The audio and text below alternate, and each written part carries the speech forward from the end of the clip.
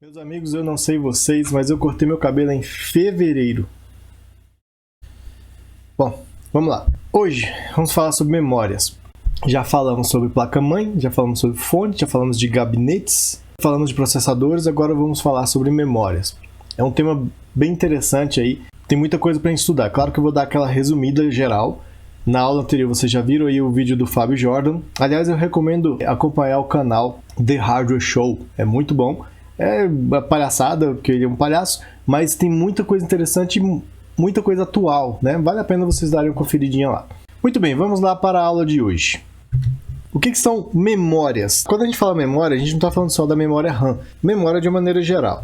Então nós temos aí, primeiro, memória. Nós temos a ideia de, vou dividir aqui didaticamente os tipos de memória, tá? Então nós temos memória principal e nós temos memória secundária.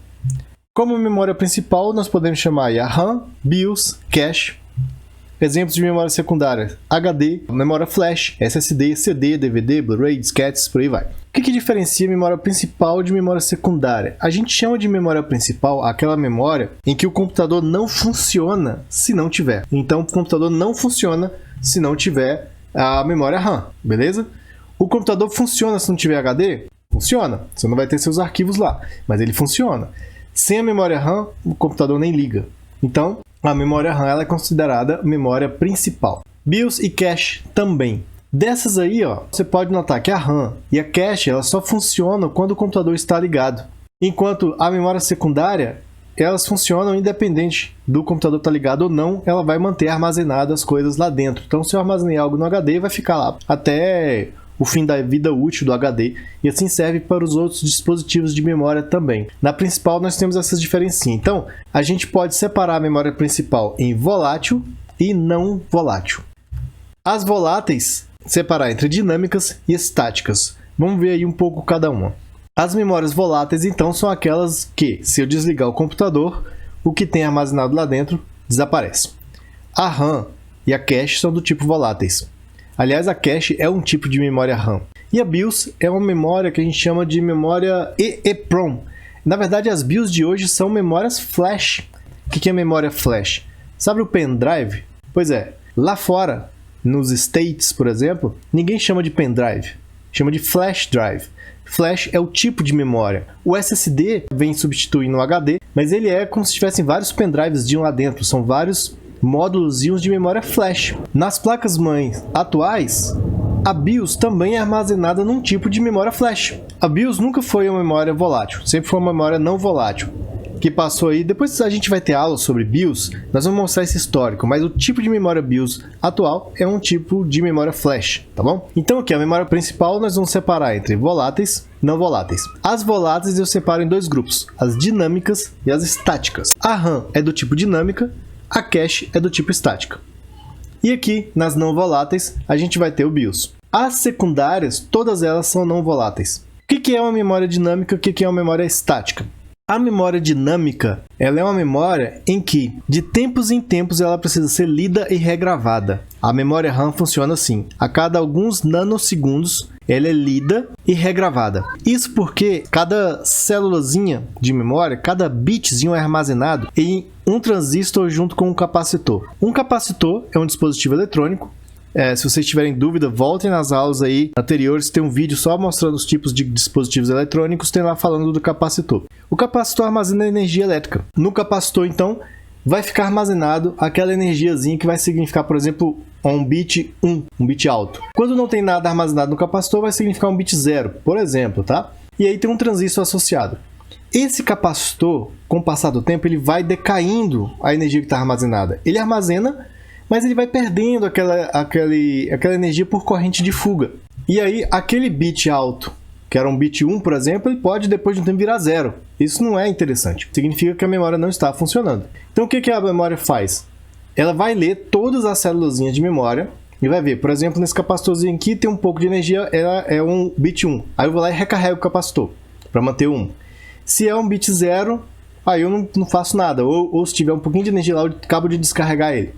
Então, na real, a memória dinâmica ela funciona dessa forma. Ela fica lendo e escrevendo o tempo todo, tá? De tempos em tempos. Então, passa, sei lá, 5 nanosegundos, ela lê tudo e grava tudo de novo. mais 5 nanosegundos, lê tudo, grava tudo de novo. Isso é um gasto de energia, isso é um gasto de tempo, né? Mas é assim que funciona a memória RAM. A memória cache já não é assim. Esse ler e reescrever a gente chama de refresh, tá bom? Ou refrescamento. O termo em inglês é mais bonitão, né? Refresh. A memória cache, ela não é formada por um capacitor e um transistor. Ela é formada por 4 transistores, cada célulazinha de memória, cada bit. E esses transistores estão configurados de uma maneira tal, na verdade não é 4 transistores, é um pouquinho mais complexo do que isso, mas formam portas lógicas num circuitozinho que a gente chama, se eu não me engano, é o circuito de flip-flop. Então, aquelas portas lógicas, da maneira como elas estão configuradas, elas armazenam os bits. Então, vai armazenar um bit ali e pronto. Enquanto estiver ligado o computador, aquele bit está armazenado. Desligou o computador, claro que apaga tudo. Memória RAM também. Desligou, apagou tudo. Então, de novo, revisando para ficar certo, memória dinâmica, que é a memória RAM, que a gente usa normalmente no computador, aquele pentezinho de memória, ela é do tipo dinâmica. De tempos em tempos, ela é lida e reescrita. E ela vai precisar do computador ligado para estar armazenando lá. Se eu desligar o computador, some tudo. A cache, mesma coisa. Se eu desligar o computador, some tudo. Mas ela não é dinâmica, ela é estática. Então ela é configurada de maneira que o que tiver lá armazenado vai continuar armazenado sem precisar do refresh periódico. E aí, as não voláteis, não faz sentido também falar em dinâmica estática, ok? Memória principal pode ser volátil ou não volátil, a memória secundária é sempre não volátil. As voláteis são divididas entre dinâmicas e estáticas. As não voláteis não têm essa subdivisão, perfeito?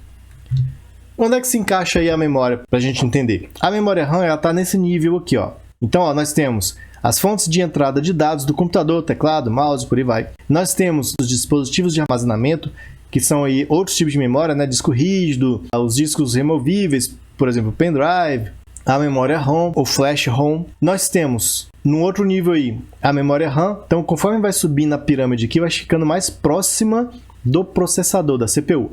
Então, quem é que conversa com a CPU não é o disco rígido. Para conversar com a CPU, que está no disco rígido tem que ir para a memória RAM. Da memória RAM, tem que ir para a memória cache. Da memória cache, vai para os registradores lá dentro da CPU. Não vamos falar aqui de tudo, mas vamos pegar esses dois níveis aqui, ó, cache e memória RAM.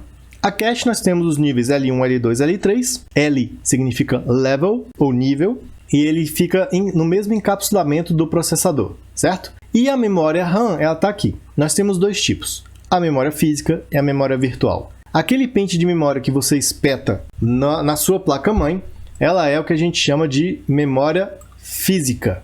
Tá bom? Então o pente lá é físico, é de verdade, eu tenho ele, encaixo ele lá. Essa é a memória física.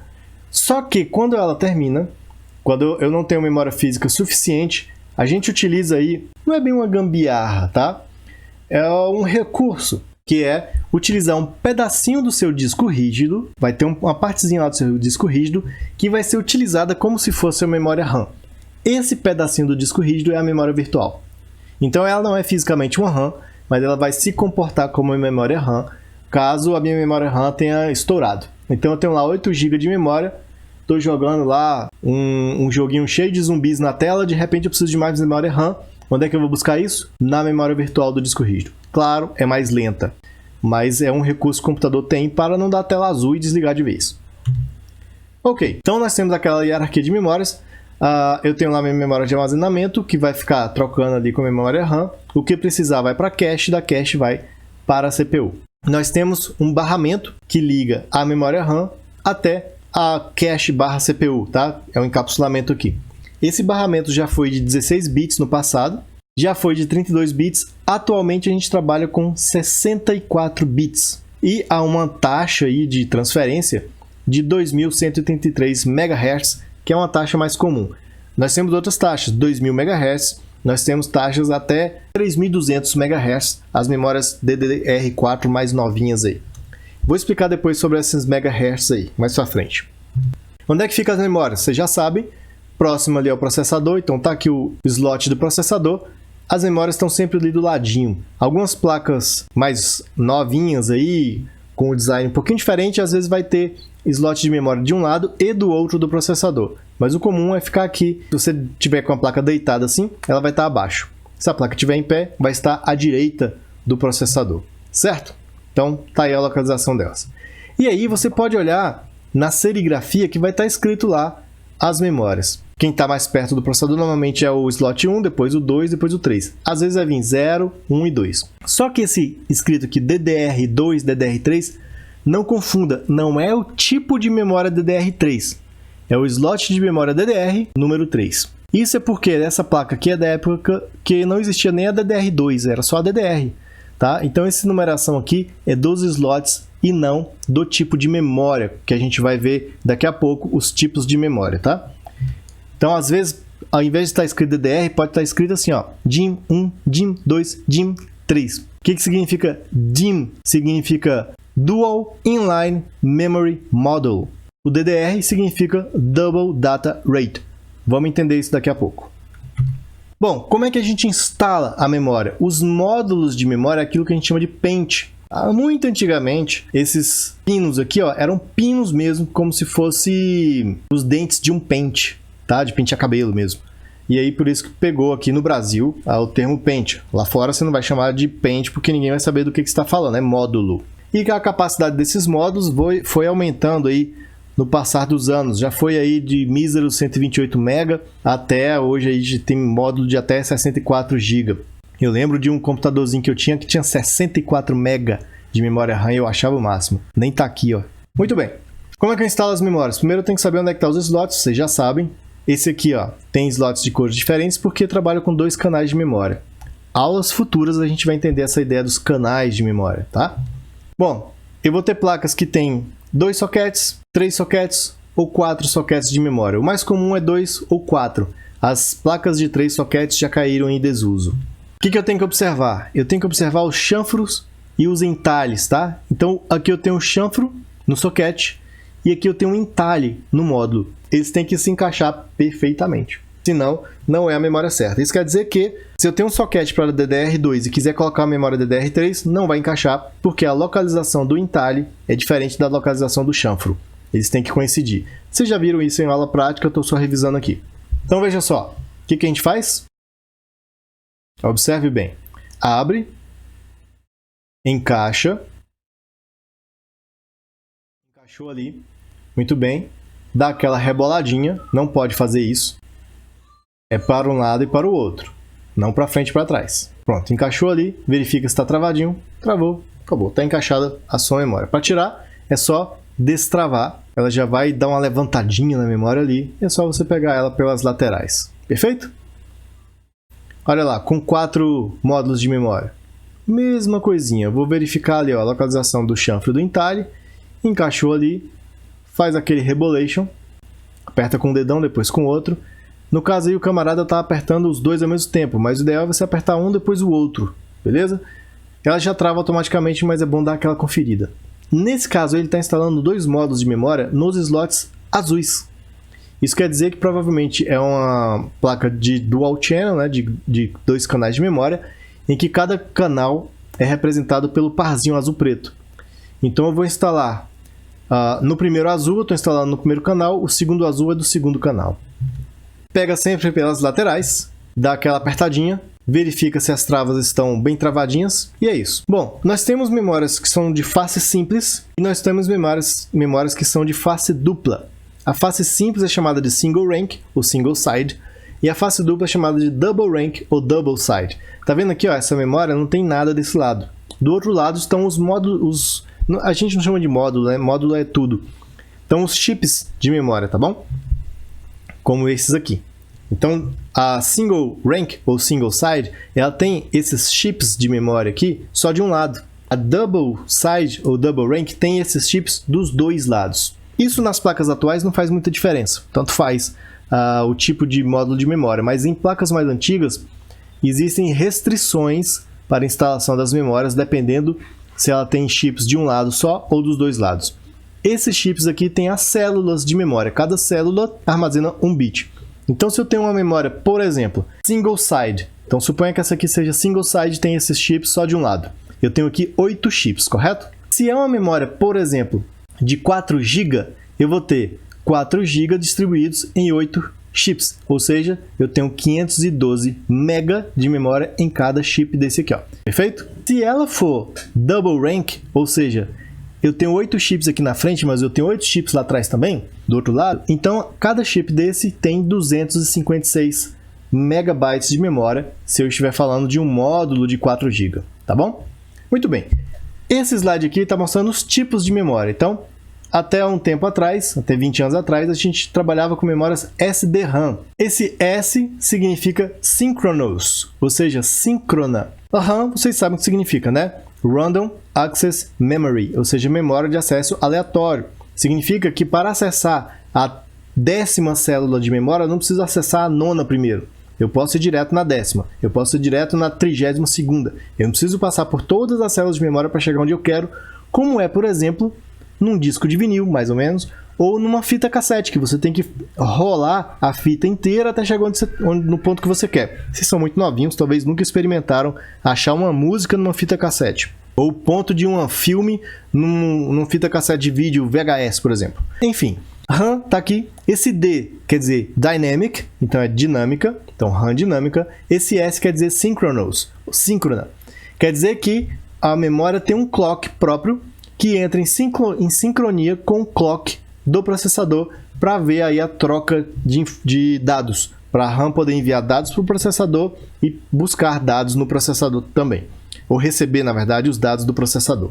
Bom, essa é a memória SDRAM. A cada ciclo de clock, vamos supor, eu tenho aqui 100 MHz de clock. A cada ciclo de clock, ela mandava um pacotinho de dados, certo? Só que aí veio a DDR. O que a DDR faz? Ela é Double Data Rate. Na verdade, a DDR ela é uma SDRAM. A gente chama de SDRAM DDR. Mas para não ficar um nome grandão, ficou só DDR. Double Data Rate, ou seja, taxa de dados duplicada. Quer dizer que a cada ciclo de clock, ele manda 2 pacotinhos.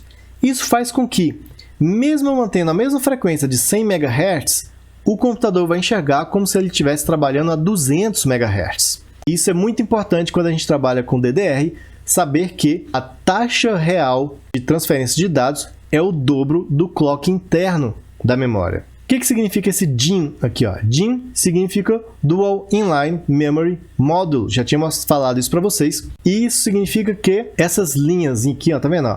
Inline quer dizer isso aqui, tá em linha, as pinagens. E significa que eu tenho esses pinos dos dois lados. Os dois lados aqui tem uma pinagem metálica. E não necessariamente é o mesmo pino. Então eu tenho esse pino aqui do outro lado, espelhado ali, mas é outro pino, tá bom? E para notebooks nós temos as memórias SODIMM. Esse SO aqui significa Small Outline. Então, small de pequeno.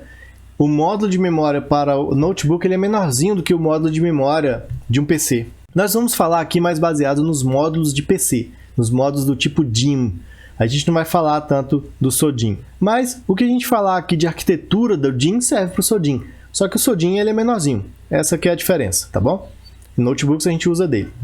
As memórias SDRAM, por exemplo, elas tinham aqui 3 modelos. PC66, PC100, PC133. Essa numeração é exatamente a taxa aí de transferência. Na verdade não é taxa de transferência, a frequência de clock. Então 66 MHz, 100 MHz, 133 MHz. Essa aqui é um exemplo de uma PC133 de 256 MB. Ela inteira tem 256 MB. Tem um chip importante aqui, deixa eu voltar, que é esse chip aqui, Depois eu vou falar mais dele, mas esse aqui é o SPD. O SPD ele grava as informações da memória.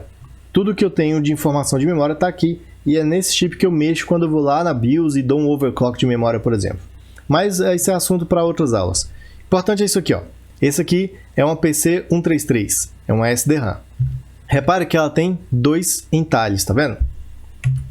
Essa aqui já é uma DDR, lançada lá nos anos 2000. A DDR, ela já começa aqui, a DDR200, significa que a taxa real dela é de 200 MHz. A gente diz que ela opera com 100 MHz, esse é o clock interno. Isso é importante saber. Então essa memória aqui, ela tem clock interno de 100 MHz, mas o computador enxerga 200. Porque ela entrega 2 pacotes por ciclo de clock. Essa aqui é 256 MB também. Só que essa aqui é uma 266, tá? É uma DDR 266. E aí estão os outros exemplos. A DDR foi até a DDR 400. Chegaram a lançar a DDR 466, 533, mas aí já era com overclock, não deu muito certo.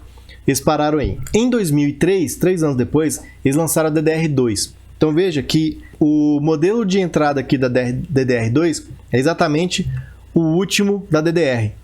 Então a DDR, o último modelo era de 400 MHz, a DDR2 400 ela já opera com 400 MHz. Na verdade, o clock interno de 200 MHz, certo? Então o computador enxerga 400 MHz. Na embalagem que você vai ver lá a memória, vai estar escrito 400 MHz. Ela foi aí até a 1300. A DDR3, que é lançada em 2007, 4 anos depois, ela começa no 800. Vamos voltar aqui na DDR2. Até aqui, ó, eram as DDR normais. Daqui em diante, DDR2, 1706 e 1300 já são DDRs com overclock. Então, a DDR3 inicia aqui no 800 e foi aí até a velocidade 2133, que já é uma boa velocidade aí de memória, tá? Isso foi em 2007, estamos falando de 13 anos atrás. A DDR4 demorou um pouco mais para sair, ela levou 7 anos e já começa aí no 1600. A DDR4, nós temos hoje em dia já a DDR4 de 3200, que na prática ela está operando com 3200 MHz, o clock interno é de 1600. Na embalagem, na propaganda, vocês vão ver esse número aqui, ó, 3200 MHz. Então nós estamos há 6 anos com a DDR4 e não tem nenhum rumor, nada sobre DDR5 ainda. Até porque essa velocidade está sendo muito suficiente para muitas coisas que a gente faz. Muita gente tem computador aqui, ó, com a DDR4 2133. Muitos gamers trabalham com esse aqui, ó, 2666 ou 2400. Então ainda falta muito tempo para a DDR4 ser superada. Ok, galera? Então a gente fica por aqui. Na próxima aula a gente dá mais uma aprofundada nisso aí, mas a próxima aula é só depois das férias, tá? Deixe os comentários aí como sempre, dúvidas que vocês tiverem, marquem presença aí na postagem. Beleza, gente? Abraço para vocês.